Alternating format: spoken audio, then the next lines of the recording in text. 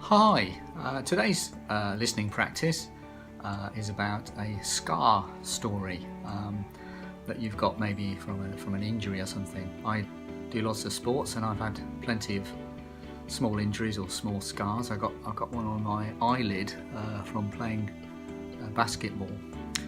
But the story I want to tell you today is about when I was jogging a few years ago now, and it was in the rainy season in Japan. That's kind of around about June or July, and as you can imagine it's wet, and I was going around this park and I slipped on some wet leaves and fell over, and I landed right on my knee, right on my right knee, on the edge of sort of a concrete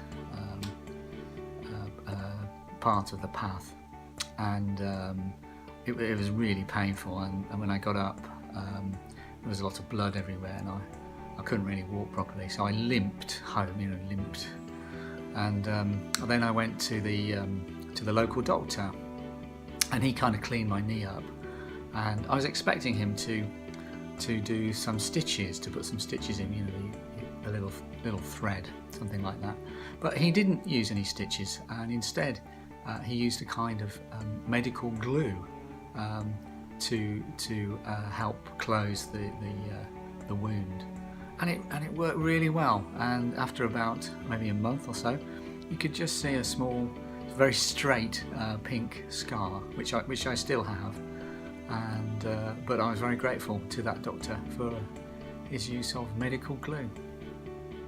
I hope you could understand the main points of the story. I just want to give you a little bit of information about 3 pieces of vocabulary that I used. The first one is to limp, and you could imagine maybe that I fell over, hurt my knee, and I got up and my right leg was in a lot of pain. I couldn't use it properly. So then I walked home, but instead of walking properly, maybe my right leg was kind of dragging a little bit, and I was walking very slowly. So that's to limp, and I limped home. The second piece of vocabulary was about stitches, and usually if the doctor will give you stitches, or you can say I got some stitches, or I had some stitches, and the word stitch, of course, is used with sewing, where you get a needle and stitch one piece of cloth to another, or you fix a hole in your sock by stitching it in some way.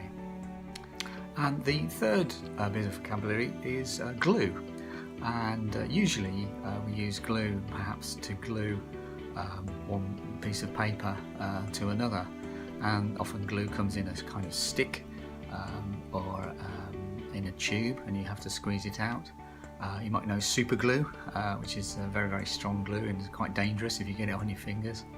And in this case, it's a quite unusual situation, I think, because I use the term medical glue, and I do believe that's not unusual now. This was a few years ago, but you can use glue in medical circumstances. So I hope that's useful to you.